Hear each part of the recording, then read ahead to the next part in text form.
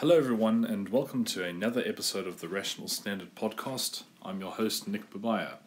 Today's episode I spoke with a very prolific cartoonist in South Africa by the name of Jeremy Nell, although you may better know him as simply Jerm, his pen name. Jeremy has written for a number of publications in South Africa, most mainstream media publications, although these days he tends to draw for more alternative media outlets, things like AfriForum, the Free Market Foundation, and so on and so forth.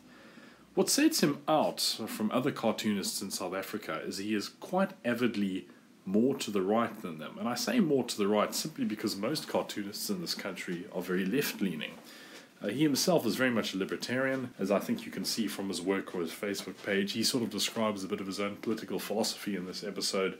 But we had a very interesting chat about what it's like being a cartoonist in a scene when most people in the media are leftists, a few of his experiences with other cartoonists, how he got where he was, and we even go off on a bit of a tangent talking about rhino poaching and so on and so forth.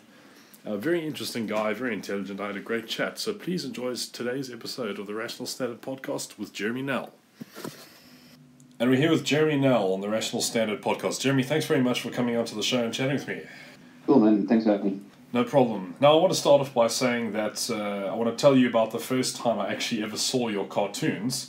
I always see them online these days, and from various... You seem to be basically cartooning for every single South African organisation, which I think does good, which is very interesting, because it falls into a certain political category, but we can talk about that just now. But I actually saw an album of your cartoons in my school library, and I believe we went to the same school. I don't know if they contacted you or anything like that. And following that, I liked your Facebook page. I thought, jeepers, this guy's like sounding very libertarian and stuff like that. So I was very, very interested to learn that. So, you know, we can talk about how your cartoons are in the context of South Africa's political climate, but just on a personal level, I wanted to ask you, how did you get into this business that you are in at the moment? Well, that's a great question. I started off, actually, one could say, just drawing cartoons as a kid, as most cartoonists can say. And then I went into research and development in sort of tech field, so nothing to do with cartoons. Considering before that studied art at UCT and failed. True story. And so I ended up working in sort of mobile technology for years, and I really hated that, and was thankfully retrenched in 2005, where they made my position redundant. And I didn't quite know where I wanted to go after that, and so I thought, well, let me give passion a go. And at that stage, I didn't really have any political views or anything. I just loved drawing cartoons, and I knew no one, and I didn't have any contacts media, and I just started drawing and started sending my stuff around, and it was very, very difficult. Took about 2 years, I think, before I started really getting any credible publishing. Which at that point I had a wonderful opportunity to work with the Times. They contacted, they were the subsidiary of the Sunday Times, and from there, kind of just grew. Cool. Well, that's very interesting indeed. I didn't realize that you actually studied art at UCT and then dropped out of that. And failed, yeah. Well, I suppose in those days, it's look. I don't know what it's like studying art at a varsity level, but I have some friends here at Rhodes who study it, and I have heard it is quite hectic. So now I wanted to also ask. Wouldn't recommend it. You wouldn't recommend it? My uncle's actually a professional. I wouldn't recommend. My uncle's a professional artist, and he also studied at varsity, and he's doing pretty well now. So, but I suppose you have to have a kind of a passion for these things. well, sort of. I've always said if you enjoy art, don't study it. Yeah, well, it's kind of like me, Rhodes here is most famous for its School of Journalism. Now, I'm not studying journalism, and yet I've been writing since just the end of my matric year, and now this podcast was the thing that I'm doing sort of out of my own kind of choice, and I haven't studied one bit of journalism. So I do think there are That's exactly why you're so good at it. Well, that's why you're so good at it. Well, thank you very much. It's funny how the sort of professionals in the field sometimes end up being a little bit let's say, pretentious, but we can, again, come to that a little bit later when I want to ask you a bit about Huffington Post. Now, I understand, you mentioned you had a bit of a thing with the Times, and I know you've worked with some mainstream media companies. Can I just ask you to say, who have you worked for? And I know you have worked with the New Age, and I wanted to ask you a bit about your experiences with the mainstream media in South Africa. I worked with a large number of applications since 2007. Yeah, since 2007. So I've worked with the Times and I tell you, I'll be here all day. But I've Mail and worked Guardian? with a lot of the mainstream newspapers. Hey, I'm sorry. Mail and Guardian? No, I've not worked with them. Mainly because they publish once a week, and Zapiro has been pretty much their stable for. I beg your pardon, the staple cartoonist for most of my career until recently when he left. So it's an interesting story. I might as well quickly divert slightly and tell you this. Yeah, sure. The reason why I left the newspapers isn't only by choice, but because most newspapers have sort of their cartoonists, and to poach is very unethical. It's not something I ever wanted. I didn't go up to the papers and say, hey, take me instead of cartoonists. So I had to try and find areas in which I could draw cartoons and get paid. And that's essentially why I went very digital and very sort of internet-based. And that was years ago already when I saw how difficult it was to try and get hired. But, in between all of that, I have worked with, as I said, a lot of newspapers, and work almost entirely online now. And I absolutely wouldn't go back. Well, I guess I would go back if the pay was good, but for the most part, I prefer working digitally, just because the parameters are so much broader. Yeah, it's quite interesting. I did want to ask one thing about that, because you are basically almost entirely online these days. And that's also because the publications that you're working for are, I think, to the large extent, exclusively online. I can't really think of one that I know that you've cartooned for that has a print, actually like a physical hard copy of the paper that they print. But I'm a musician, and I know a little bit about copyright law and where the concerns are with stuff like this. I found it quite interesting at how willing. I don't know if other cartoonists are like this, maybe you can tell me, but you very casually will post stuff on Facebook, on your Facebook page, cartoons that you've done and share ones that you've done. And now obviously you get commissioned by these people. I'm sure, well, you can explain a bit later, but they'll say, we want you to do a cartoon about issue X, and you'll find a nice metaphor for it. And look, I don't want to explain your own methodology, you can do that. But the point I'm saying is that it almost seems to me it's kind of like if a musician made songs and just like randomly posted them on the internet for people to download for free. A lot of people would kind of be upset with that because you try to make money out of these things. So do you think that the world of cartooning may move more in that sort of direction that you have taken at the moment? Yeah, it's a very interesting question. Look, I've got very conflicted views on copyright or IP law. It's the one area that I don't think I'll ever find a black and white position on.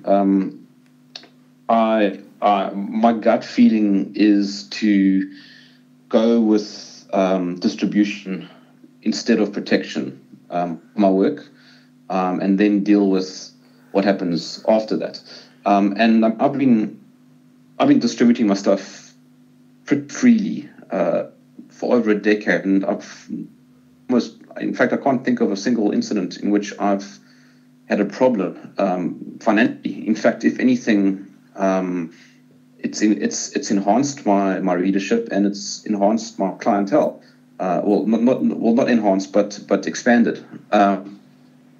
So I remember a number of years back when Zapiro was trying very hard to control the distribution of his cartoons on the internet. And this include things like watermarks and all kinds of stuff so that people couldn't sit their blogs without permission and this and that. And I remember looking at this thinking, this is so ridiculous. Because, it doesn't actually affect your income. You're already being paid for it. And unless the editor for who you drew that cartoon takes issue, I can only see it as a good thing. And so I took the counter position and decided to just start distributing my stuff on the internet and see what happened.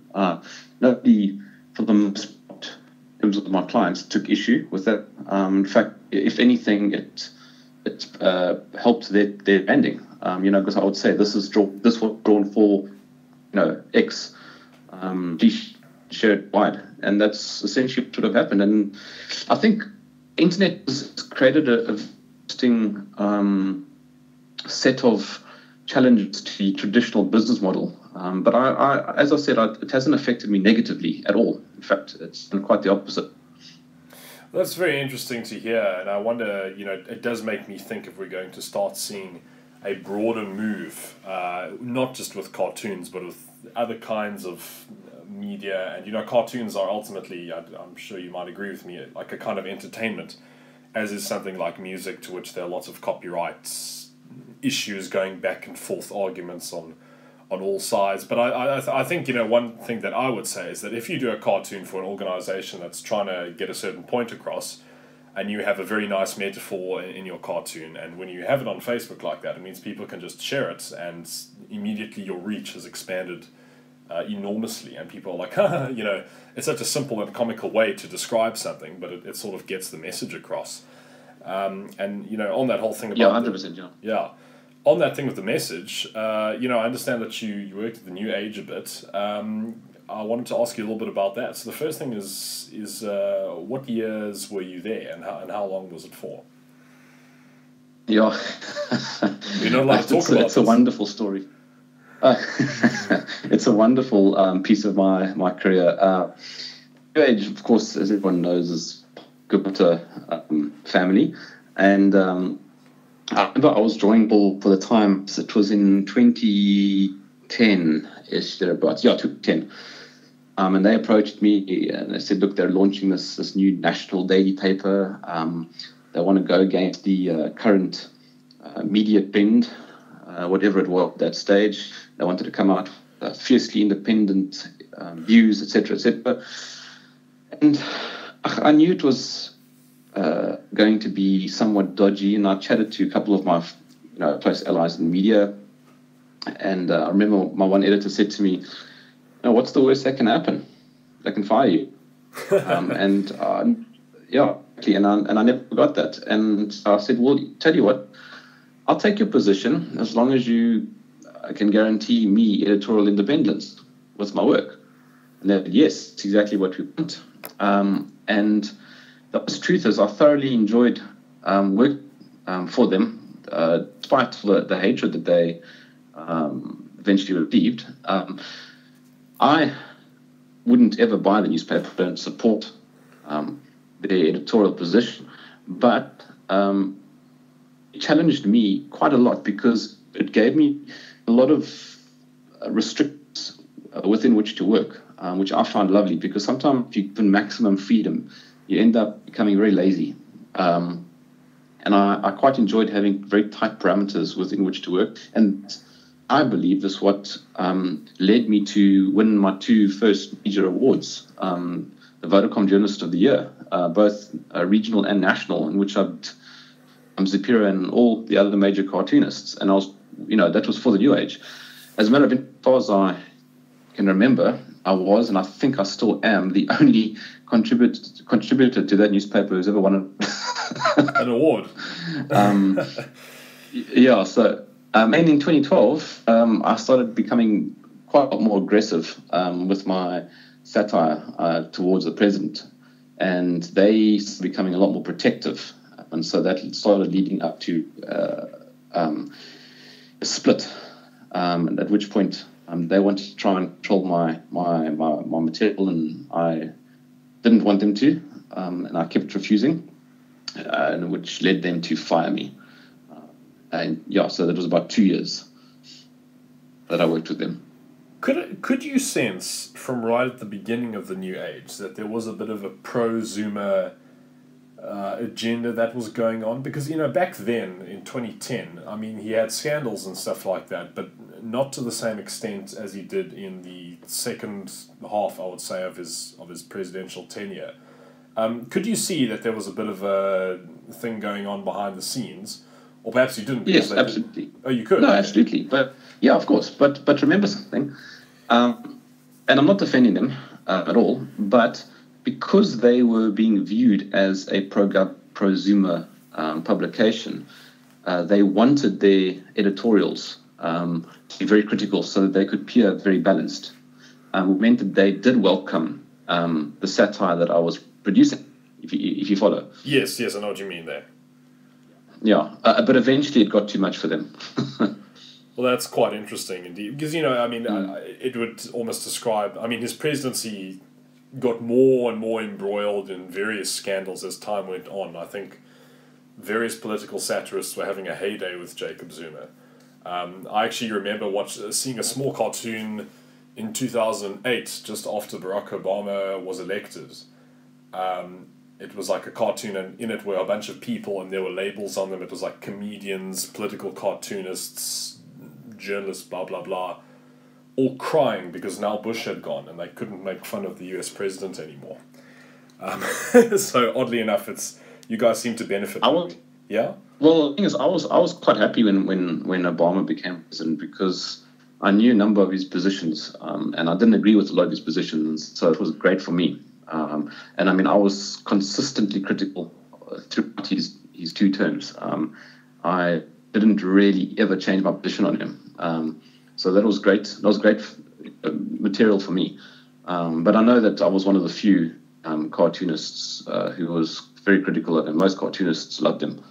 Did you actually get a lot of opportunity to publish cartoons about Obama in South African publications? Oh, plenty. Yeah, no, I loved drawing him. He was great fun. Cool. Well, the second thing I wanted to ask is, can you tell me a little bit about the process of drawing a cartoon?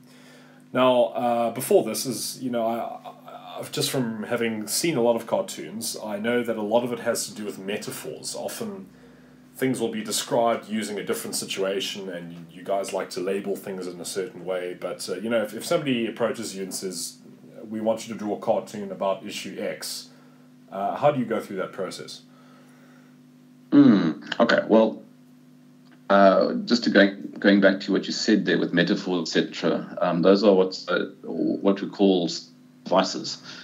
So you might have a metaphor, you might have a pun, or you might have a parody. These are all things that you would use to exaggerate message. Normally, the whole point of a cartoon is to take something to the absurd. The humor comes. I love what you said earlier when you called it entertainment, because that's precisely what I call it. It's entertainment. It is. They're funny. Yeah, it's not, but it's not meant to give solutions. It's often been criticized for criticizing, but not giving solutions. But that's not really my position. Exactly. And so to answer your question about the process, well, it's pretty simple. I don't really get told what to draw. I might get told or given suggestions of general topics. I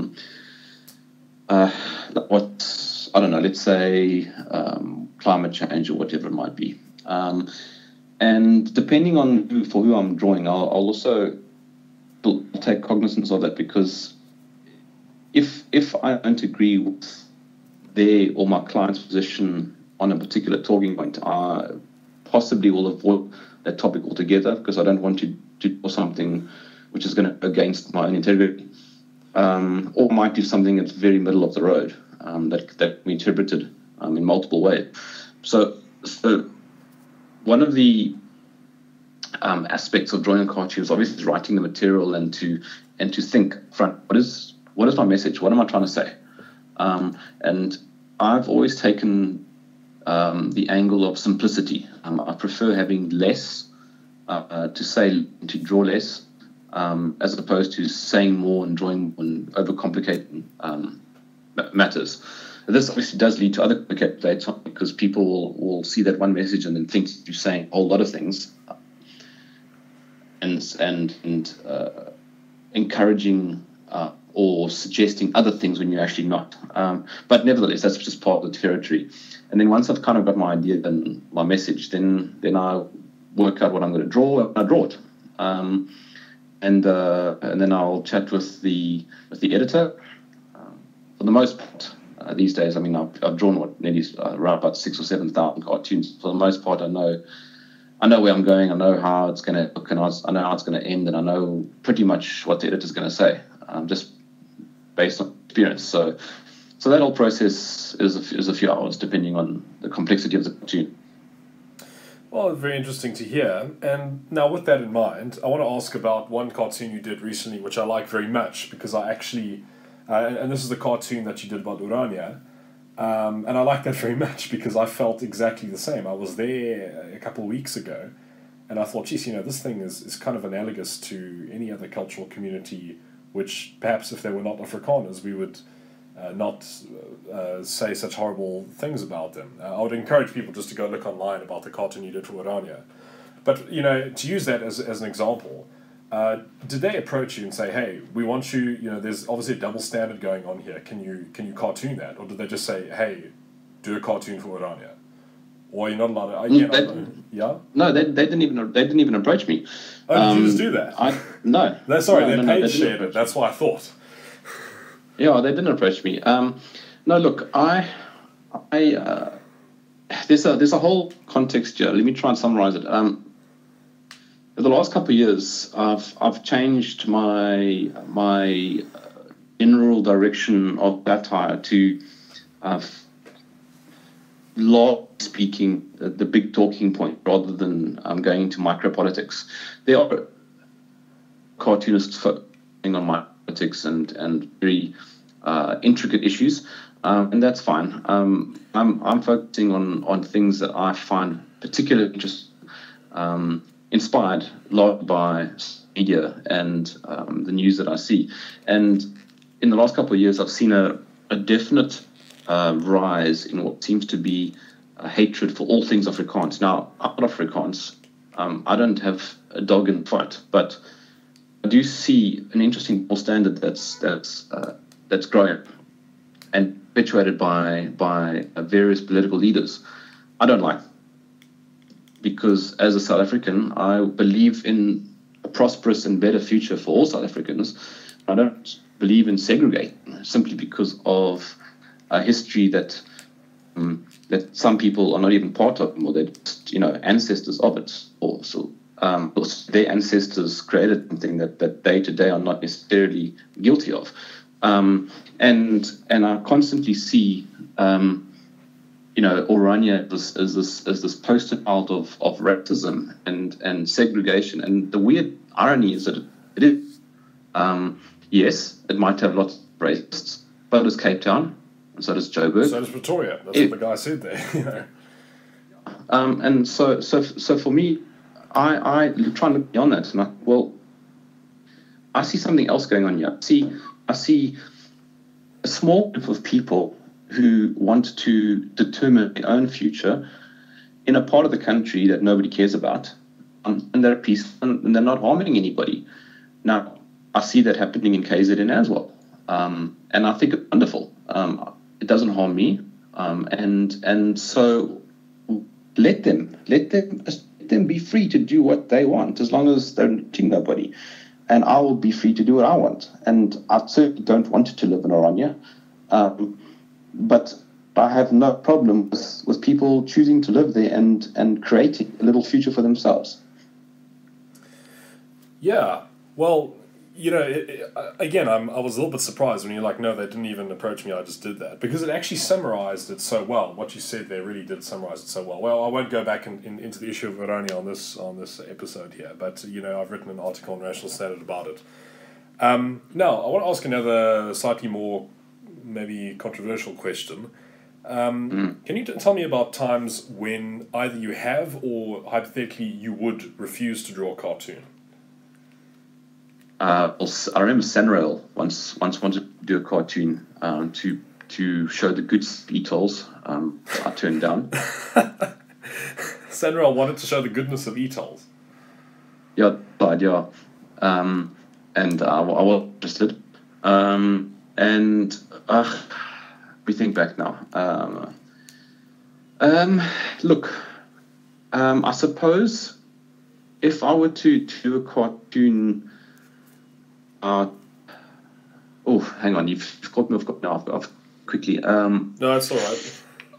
Okay, let me rephrase my answer a little bit so that I don't waste too much of your time here. Okay. If I get asked to do a cartoon on a talking point with which I don't agree, as I said a few minutes ago, I'll probably not to do it, or I'll try and change the angle. So, so yes, again, I was approached to do a cartoon about the good work that the government doing in the education sector. I probably won't do it either, because I don't think they're doing a very good job.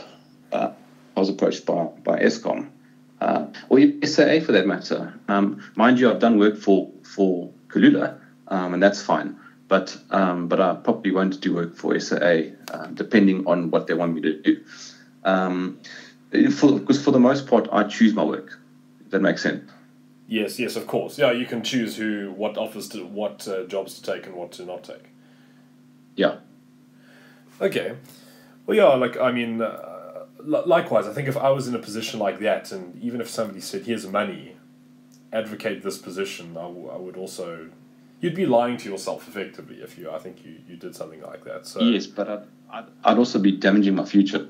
Right. Because eventually down the line, someone would go, yeah, but why did you draw a cartoon about this? Were you just in it for the money? And I do have a cynical view. I mean, yes, of course, everybody does everything to earn a salary, otherwise wouldn't be able to do what you do. Okay, you wouldn't be able to be a cartoonist, a decade later, if I wasn't earning an income. But there's a very fine balance between getting paid and doing, at least in terms of satire, doing what you support. I certainly could never draw cartoons, let's say, for the ANC. You know what I mean? Yeah, of course.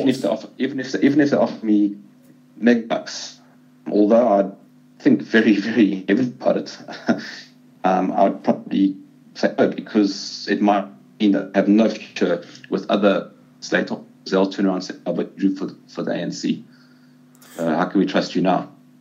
It's a very intriguing way of thinking about this. I have to say, I'm not in your line of work. I'm just still studying. But if I was, I might be tempted to be like, yeah, I don't really mind who I'm cartooning, unless the organization was like truly reprehensible, and even just associating myself with them would be a really damaging thing for my career. I might be tempted to just be like, yeah, give me the money, I'll do whatever you like, whether I believe it or not. But maybe, I think you make a good point. It's probably not the wisest decision to make. But as you said, you have your own political views, and I believe your own political views, which are probably quite similar to mine in many ways, but not very similar to a lot of other cartoonists in South Africa. So, I wanted to ask you sarcastically, what's it like to be South Africa's alt-right cartoonist? and It's funny you should say that. Yeah.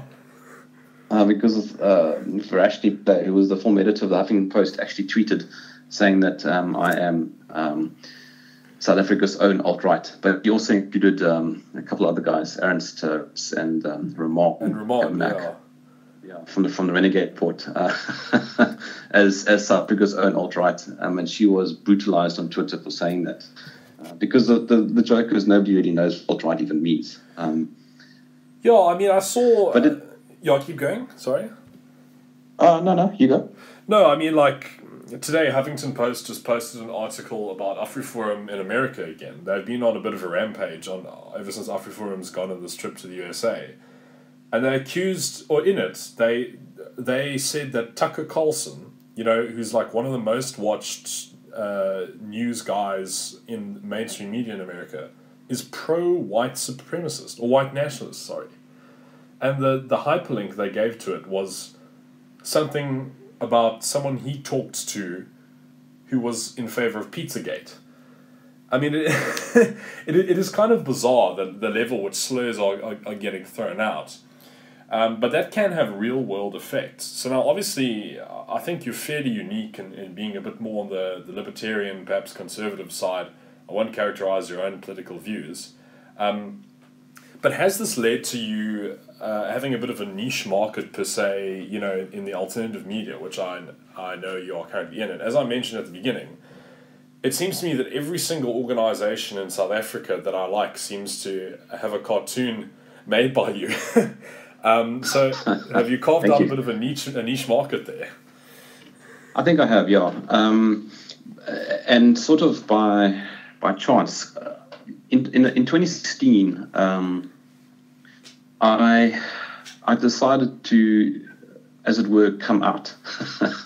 For most of my career, I've tried to be like every other cartoonist.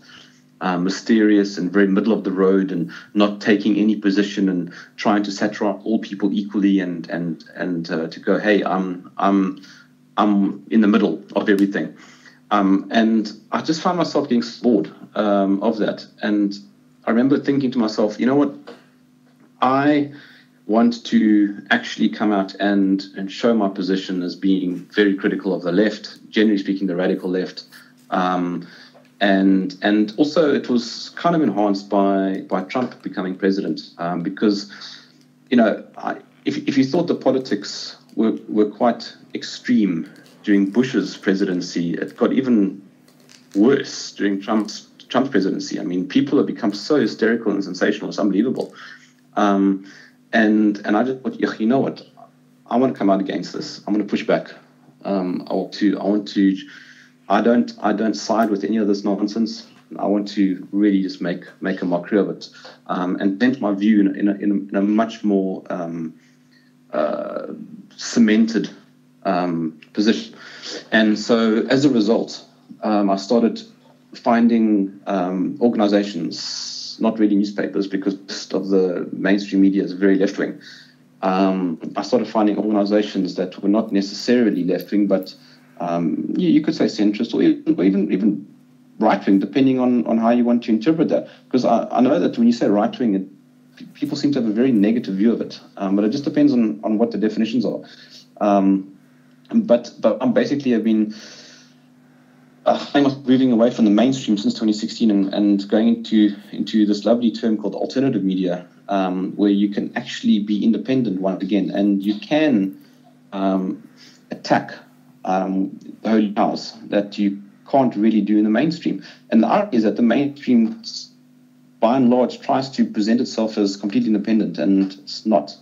And I know that you mentioned to me before this chat that you want to highlight the idea of the polarization of the media. Yes. And I might as well just quickly go to that because it's related. All right, perfect. I think it's a good thing for the media to be polarized, because then you know what you're going to get. The one thing I will say about the New Age is, even though I don't support the paper, at least you know what you're going to get. Right. When you have a newspaper like the Mail and Guardian that is trying so hard to be neutral and independent, they do exactly the opposite, and you can see right through them. Yeah, I fully agree with you there. I mean, the publication I'm with, Rational Standard, are unapologetically of a libertarian, or we like to say freedom bias bent. Ben Shapiro made a very good point about this, actually, one of his, I don't think it was a podcast of his, it was some conversation where he said, you'll find that conservative Americans hate CNN much more than they hate MSNBC, because MSNBC is very openly liberally biased, whereas CNN is this news company who sort of flew under the radar in terms of their political biases. I think a lot of people, while they may have suspected a thing or two of certain people, it wasn't really until the 2016 election where they were just like, okay, like, to hell with this, we are going full anti-Trump. And the response was like, Trump got to like get chants going at his rallies against CNN. Like, CNN has become so hated now simply because they're this supposedly neutral news organization who are blatantly not neutral. And I agree. I think it's broadly a good thing, and you know what you're going to get. And I hope Huffington Post also goes that route and just admits that they're, on the left side of things, because I think Yeah. And there's absolutely nothing wrong with that. Yeah, exactly. They'll get their support and they'll get their criticism. And that's a good thing, I think, because own it. Yeah, no, exactly, and you'll get far less hate. I would say as well, and you can also. What I quite like to do is, back in the day, whenever some major event happened, let's say a shooting or a crime or something happened in the political world, I always used to say, read what they say about it on Breitbart, and then read about what they said on BuzzFeed, and whatever's common between those two, you can probably make sure that that's the truth. But yes, the funny thing. I get accused all the time of being right-wing and conservative and all that. And that's okay. I don't mind. I'd much rather be accused of being right-wing than being left-wing. Yes. But what's funny is that, and many times people have said, "Yeah, you must be reading Breitbart and whatever, and listening to Alex Jones, etc." I never listen to Alex Jones. I never read Breitbart.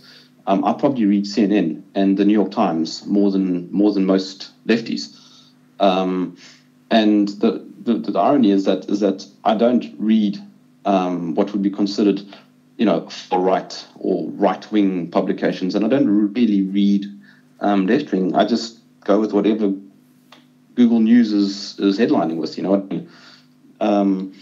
And if it's CNN, then it's CNN. And I always will take what I read with a pinch of salt, but it doesn't mean that I don't read them. If that makes sense.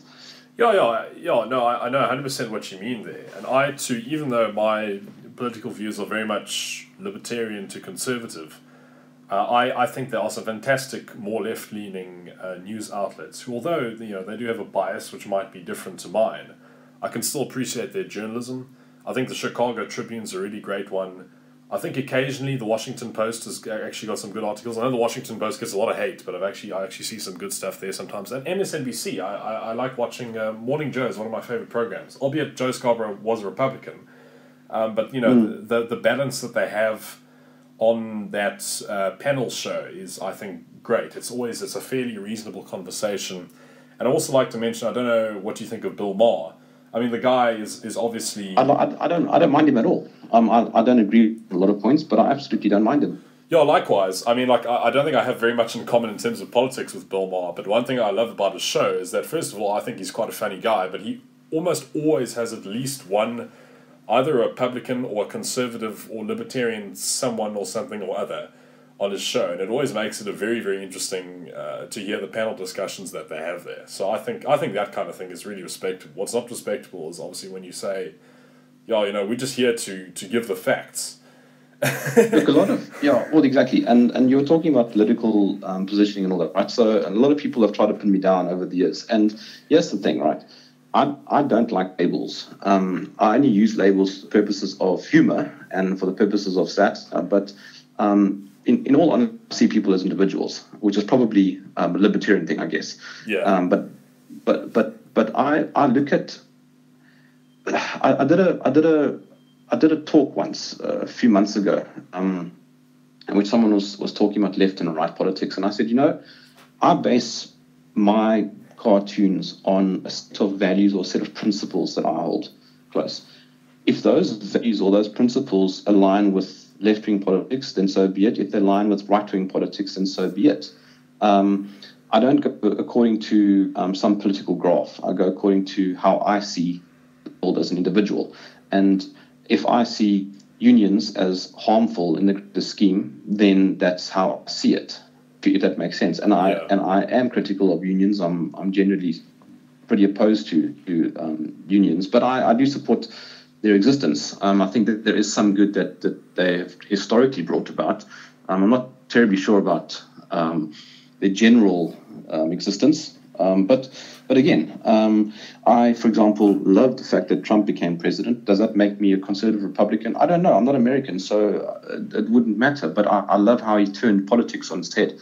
And I love how he completely and utterly ruffled the feathers of the media. Because the media tends to be very self-righteous and extremely arrogant. And it's wonderful to see it taking a beating by the president of the most powerful country in the world.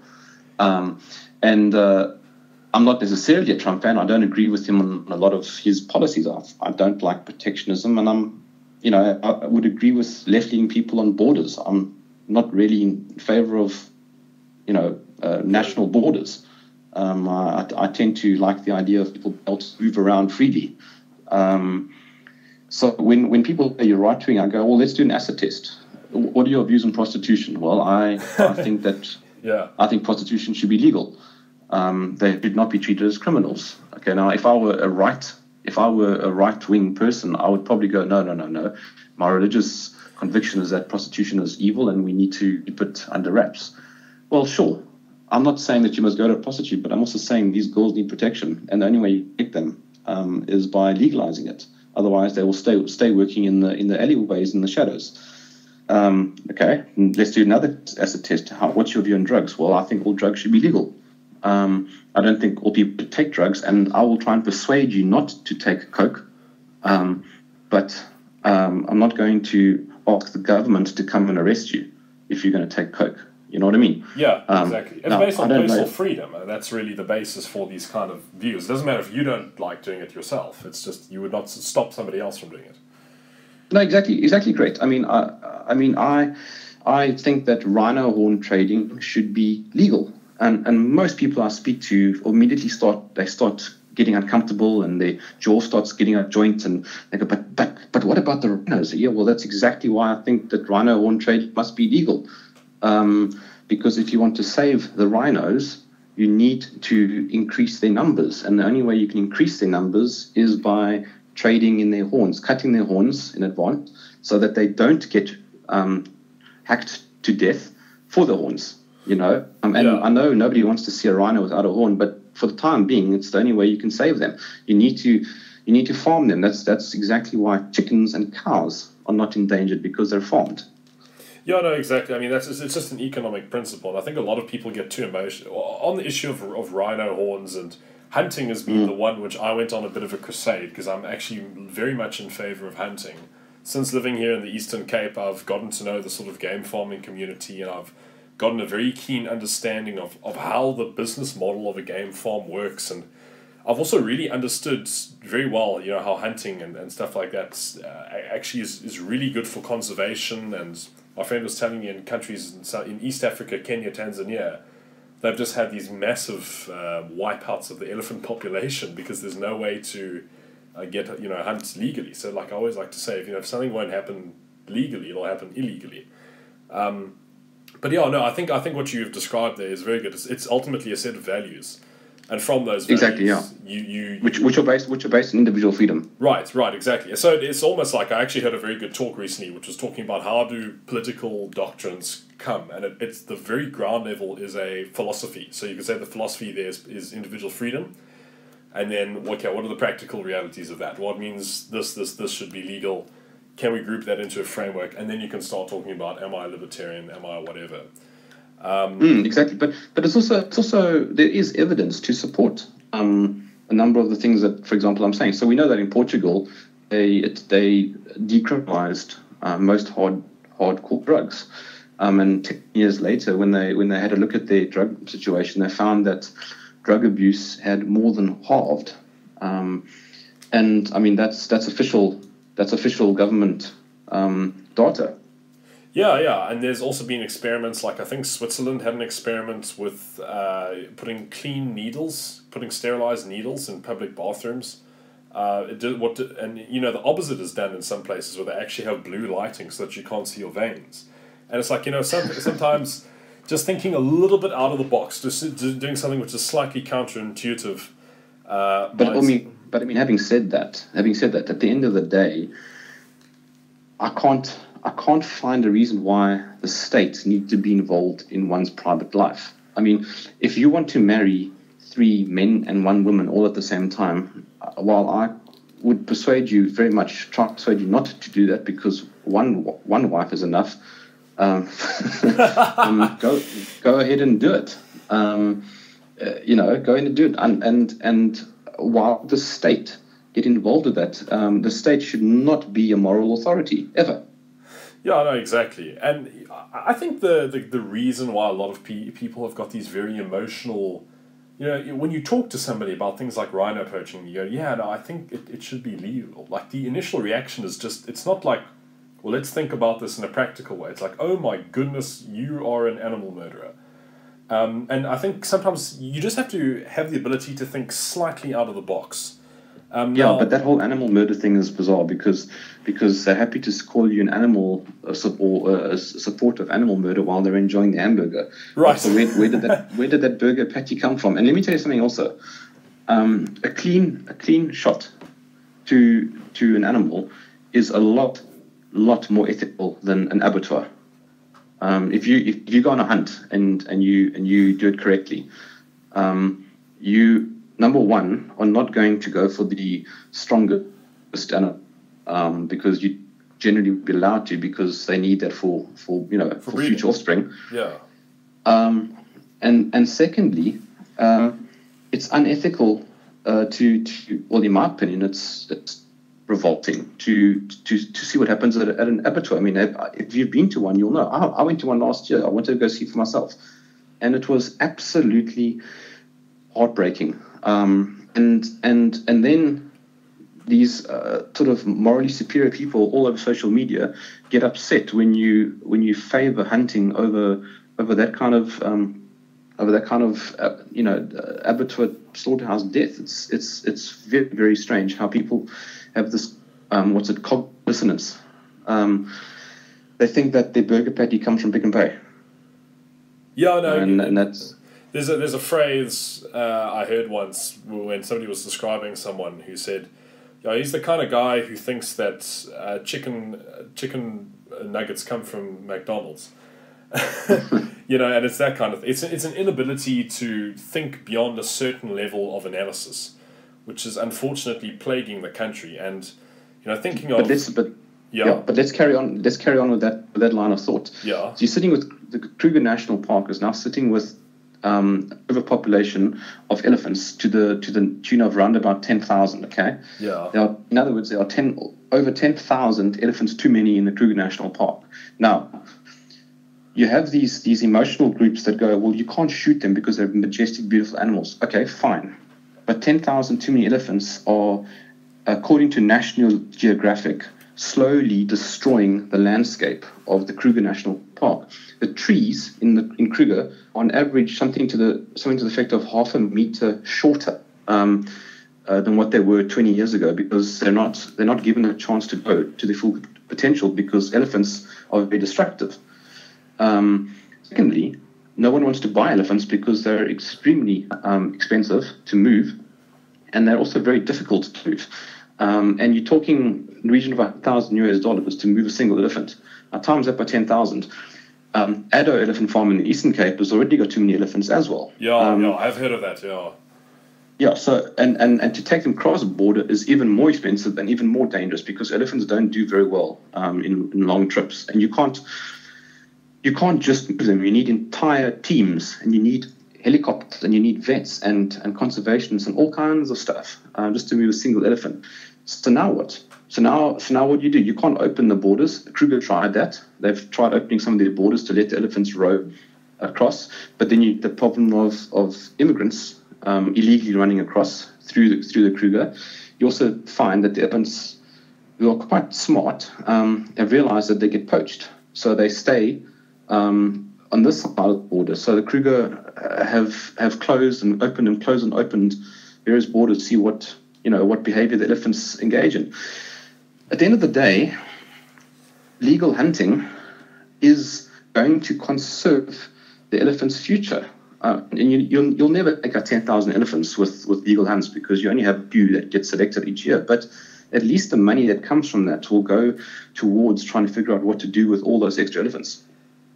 Yeah, no, exactly. And at the end of the day, and you mentioned money there, and I think a lot of people in South Africa live in this hunky-dory world where we don't do things for the money, and we just do it kind of for the love. But at the end of the day, money is just a mere representation of work and of the thing, something that can satisfy the needs and wants of humanity. And when you just think of the economics of the situation, you think about how much money can be made by the hunt of one animal of some type, and then that money can be put back in towards conserving more. As soon as you get past that single level of analysis, which is wow, I don't want to murder animals. You just think one level above that, and immediately we start to answer a few problems. But anyway, I apologize. I was off on a tangent there. No, it's all right. I actually had a nice segue. So what I wanted to say was, speaking of people who can't really think outside of the box, how's your relationship with other cartoonists in South Africa? Not very good. So I've heard of a few things before, and I've seen on AfriCartoons on their Facebook page, they're not overly fond of you. Hey, it's pretty actually. Okay. Let's just look at this for a second. The overwhelming number of cartoonists in the country are very left-leaning and very intolerant of views that are not like their own. I've had a number of public battles with Zapiro, for example. He himself classifies his work as left-wing and progressive, to use his own words. And although I've also categorized him as a populist, he is, let me state for the record, he is a brilliant cartoonist and probably one of the best cartoonists that South Africa will ever have. And although I don't agree with a lot of his views, I still think he's an outstanding cartoonist, and he's definitely worthy of the status that he has. However, with that in mind, he and I battle in the world of ideas, and we have for a long time. He's not very fond of me, along with the other cartoonists, and he has, as well as other cartoonists who align with AfriCartoons, for example, have called me alt-right and right-wing and far-right and all kinds of labels. But what's interesting is it was never like that. 10 years ago, for example, when AfriCartoons started as this wonderful sort of central hub, which would make it easy to find South Africa's cartoonist, because generally speaking, cartoonists are useless when it comes to social interaction. I think most cartoonists have learned how to use a computer only in the last 5 years. Oh, really? They're very much introverts, or what? Very introverted, tend to be very introverted and not very good socially. I'm not very good socially either. Well, you're doing fine so far. Thank you very much. But cartoonists, for some strange reason, political cartoonists in South Africa are scared of discourse when it goes beyond their cartoons. And as I said, it wasn't always like this. For some reason, it's become more and more apparent that you can't engage in any kind of political debate with most of our cartoonists. And I think a lot of that has to do with this sort of cult-like positioning that AfriCartoons has sort of created for itself. Because I know the owner very well, and he's a good guy, and he's a very good writer of cartoons. He writes the cartoons for EWN. Oh, okay.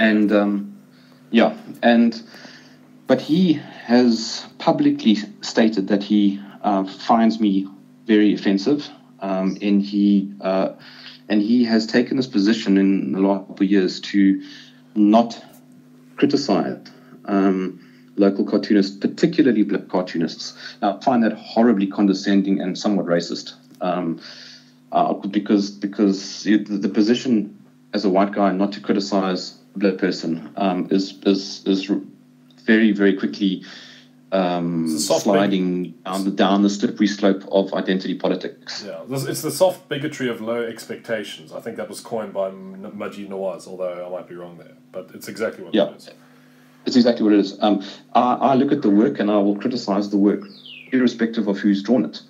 And I think that criticism is what keeps us in the realm of excellence.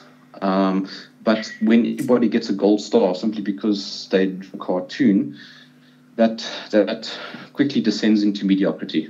And I think the general quality of South African political cartoons has gone down a bit. I definitely think that most cartoonists are quite mediocre. And I get called a racist for saying that because a lot of the cartoonists are black. but it's got nothing to do with their skin color, and it's got everything to do with the quality of work. And a lot of South African cartoons, and you'll find them on Afri Cartoons. I don't mean to diss Afri Cartoons, although I don't have a good relationship with them, but it's a good place to find the cartoons. But you'll notice yourself, if you go and scroll through their cartoons, that the cartoons are very, very bland, often not making a good point or any point at all, just making some sort of bland joke that doesn't really make you think. And that's what I've been sort of railing against in the last couple of years, is to try and make my points harsher and more prominent in my work, which is related to what I said earlier in the discussion. I said I sort of came out in 2016, where I decided I wanted to not be bland, and rather come out saying something that I'm actually wanting to say, even if it means I get more hate. But as a byproduct, I also get more love. But it definitely becomes more polarized. So as a result, Afri Cartoon started positioning me very much as this racist sort of person who defends racism, and seems to be pro-white. And I don't quite know how it came about, because I can't think of anything I've ever done that's pro-white. So then what I did was I then said to Afri Cartoons, no, if they're going to misrepresent, they do not have the privilege of publishing my cartoons. So they've not published my stuff now for, I think, about a month or two. Yeah, I remember you had one cartoon that was on their page. And now, I don't know if Afri Cartoons, I don't want to say something false, but I just remember that yours had the caption. And it was something bizarre, like how Jerm defends racism. Defends racism. And every single comment, I think there were like 60 comments under that cartoon. Every single comment brutalized Afri Cartoons for an incorrect caption. Every single comment. I asked them to change the caption because it was not fair, or just remove the caption altogether. Why there be a caption above a cartoon? Anyway, they refused. So their motive was clear. So I then said, well, up yours, you can't use my cartoons for your own gain. Keeping in mind that they don't need anyone to publish their cartoons, and they claim to have 1 million likes on their page, but I've got some data behind the scenes that shows that they have nothing anywhere near 1 million likes. It's mostly fake. So which also creates a bit of a loss situation for them. The reason I ask this kind of question is I'm not trying to create a currently non-existent war between you and maybe the other cartoonist community in South Africa. But what I just find quite interesting is the massive contrast you seem to have with, the overwhelming majority of other cartoonists. As you said, most of them are very left-leaning. I don't know why. After listening to some of Jordan Peterson's work, I've heard about how people with certain personality types have certain proclivities towards holding a certain political view, and I don't know if it's maybe that people who are people who are in the arts, certainly at a university level, tend to be more left-leaning. I'm not sure why that is. I think that there's some interesting. If you listen to Jordan Peterson's lectures on the Big 5 personality traits, he goes and he talks about how people who are higher in openness, and that's like, the sort of more artsy side of your thought, those people tend to correlate with having more liberal political views. Although these are all averages, because you're obviously maybe not the case, although you've just said, also prostitution is fine.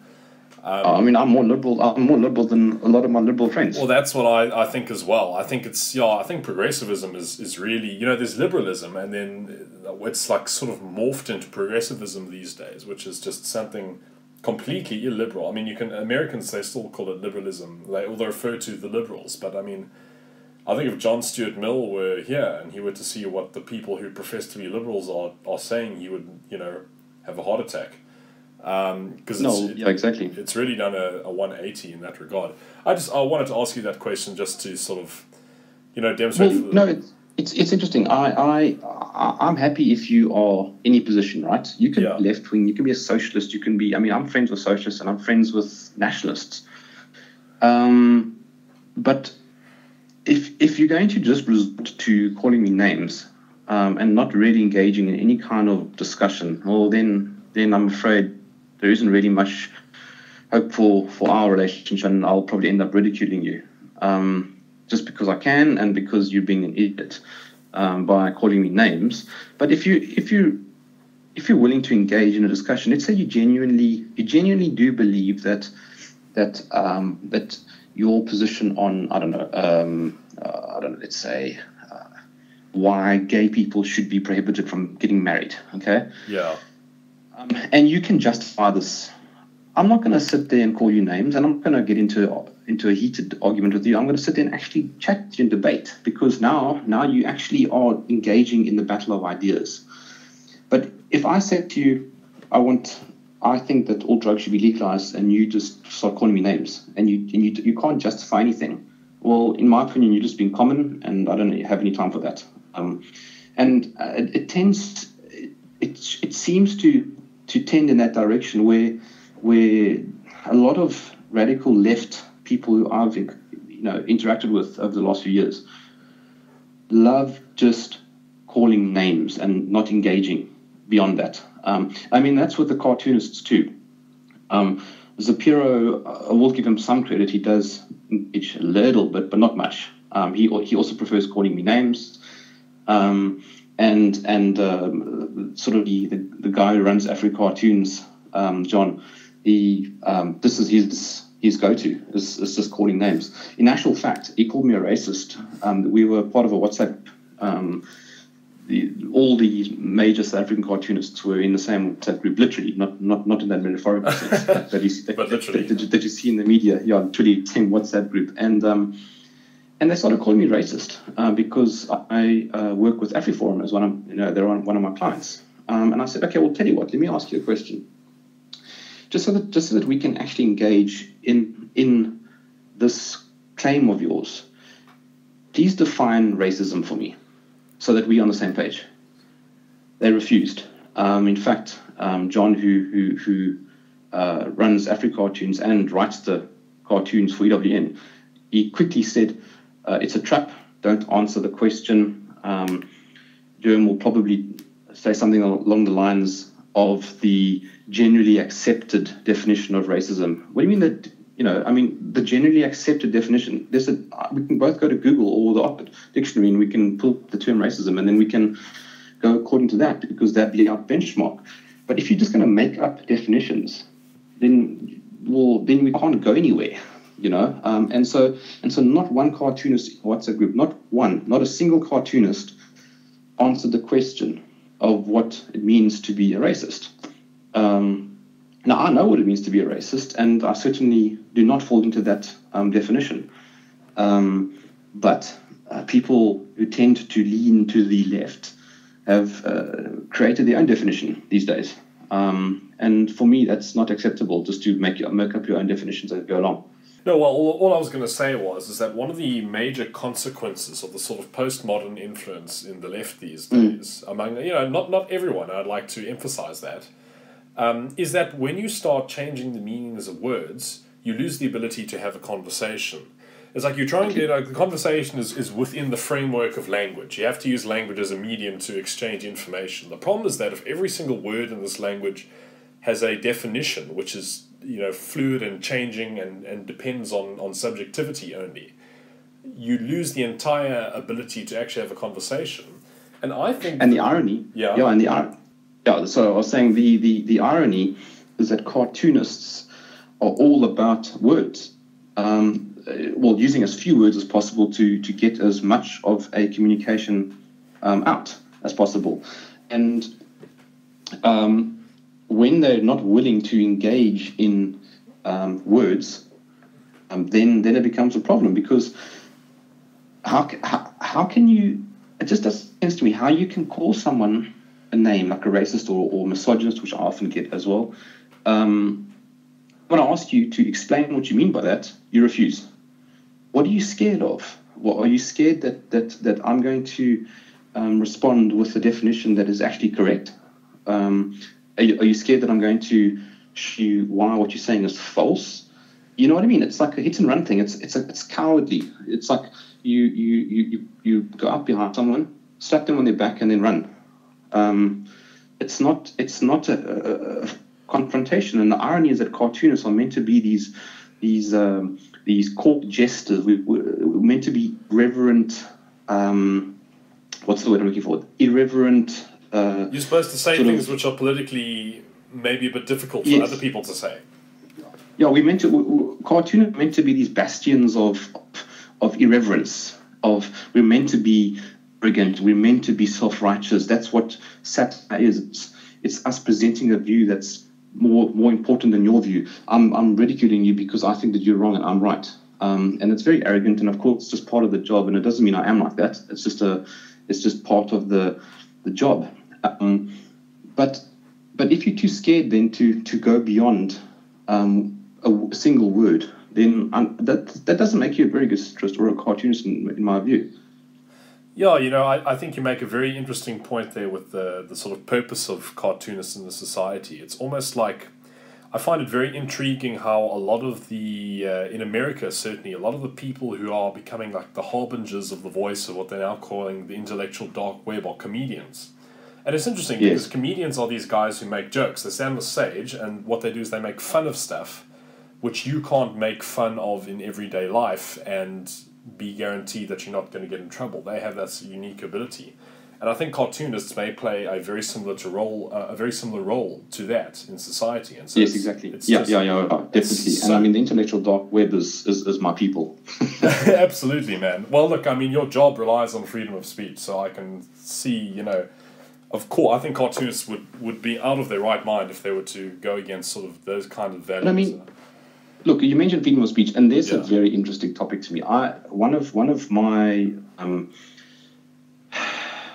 flagship commentaries of my entire career is my fight for freedom of speech. It's the one thing a lot of people always say to me that they know about me. I'm very passionate about speaking freely, and that means being insulting, and that means being racist, and that means being sexist, and that means all those things. I'm not saying you should be, but if you're going to be racist, I'm not going to have you jailed. I'm rather going to use my free speech to ridicule you and make you look like an idiot. That's for me the most powerful way of fighting bigotry and prejudice and all those sorts of things, is by using the exact same tool. I would agree with that. Yeah, but having that, the state is increasing its clampdown on these things, and I think that the more the state and the more the radical left are clamping down on our ability to think freely and to speak freely and to express freely, we start seeing the rise of pushback. For example, one of the reasons why I think, or at least a motivating factor for Trump's presidency, is the pushback of political correctness. We're seeing a rise of independent thinkers or alternative thinkers in South Africa because we're constantly being told what to think and how not to think. And even people who traditionally or historically would have had a different view are now aligning because we see that freedoms are being gradually eroded. But when you go to jail for insulting a cop, or if you get a fine of 150,000 rand for something you said on Facebook, we're definitely entering a realm of a slippery slope. It's not a good place to be. Rather allow the market of ideas to fight back and to make fun and to ridicule those people. Don't let the state get involved with that kind of thing, because then you end up heading towards tyranny, and nobody likes tyranny, and we know this from history, and history keeps repeating itself. Yeah, indeed. And that's, I hope South Africa develops its own intellectual dark web. I think we're slowly forming that through alternative media and our various own circles. But I think it's an ominous but still very good way to end off. I want to ask one last question, and I like to ask this to people who are in the satire business. Have you ever met someone who you've drawn, and what happened if you have? Oh, yeah. No, quite a few. I think my most memorable was when I had coffee with Helen Ziller. Oh, really? it was a lot of fun. And what I did was I actually gave her one of my books as well as a wonderfully large print of a cartoon featuring her. And when I met with her, I said, look, I apologize. I haven't been too kind on you. But I hope you can take it on the chin. And she said, absolutely, that's what I do. If I wasn't able to handle it, I wouldn't be in the business of politics. And she even took the print and she hung it up, even though it's not terribly favorable to her. But she thinks it's great that she gets ridiculed, and that for me is a sign of maturity. I think when other people try and get you fined or try and get you harassed because of the way you drew them, I think that's a sign of immaturity. So I think Helen was probably one of the loveliest responses I got after not being so kind. Funnily enough, I also have never really been kind in my work to Steve Hofmeyer, and when I met him, I gave him my book, and I said to him, "You must understand, this is part of what I do." And he's like, "Absolutely." He says, "I've got a much thicker skin than you think." He does, and kudos to him. It was wonderful that he also took it on the chin. And so I definitely appreciate that. And then, of course, what happens then is that it makes me feel really bad afterwards, and I don't want to then go and ridicule them. Oh, that's horrible. You must never meet anybody then. Or never meet anyone at least who you want to make a cartoon. No, exactly. But you know, that's actually, it's such a lovely story to hear about Helen Zille. I think a lot of... I can't say that, if you were to meet Julius Malema, he would be overly pleased. I don't know. I'm just taking a guess of the guy he kind of seems to be like. But it's really lovely to hear that we at least have a politician like Helen Zille who has that maturity. I think Julius... Yeah. I think Julius will take the chin as well. I definitely think so. I don't like him. I think he's a terrible... He's a very astute and very smart politician. But I don't agree with him on his politics at all. But I certainly think that he would take cartoons on the chin. I don't think he would. I think he would be a good response as well. Well, it'd be very interesting to see a meeting between Jeremy Nell and Julius Malema. I think that could be. but you know what? I think I have enormous respect for people who would respond so positively to being made fun of. You're right. It does show maturity. And although, for example, Helen said I've got big political disagreements with her, but I have the greatest respect for her because she really does speak her mind, and it's just lovely. For goodness sake, if you look at my cartoons, as a member of the DA, I think you'd probably prefer not looking at my cartoons, put it that way. I don't know who told you I was a member of the DA, but they're definitely false. I thought, you're just talking hypothetically. But yes. Oh, okay. No, I misunderstood there. Anyway. Oh, no. Jerm, is it Jerm or do you actually like to say Jerem? I've not known this. I've always read it Jerem in my head. But how do you... Germ as in the virus. That's why my first book was called Germ Warfare. Okay. I'd very much like to see the results. You know the famous germ theory is part of scientific progress. Germ theory, which led to the plagues being reduced and disease being reduced. Yep. Well, germ theory with the J, I believe, is going to reduce the plague of social justice warriors. Well, that's brilliant, and I can't wait for us to spread it into the air with all due haste. Thanks very much for chatting to me on the Rational Standard podcast. Let's hope we can get the germ theory put in the air, and I wish you all the best success in the future, man. Self. Cool, man. Thanks for listening to another episode of the Rational Standard podcast. Before I mention all our links and places you can find us, I'd just like to say that we have some really fantastic guests coming up in future episodes, so stay tuned, particularly if you like the subject of economics.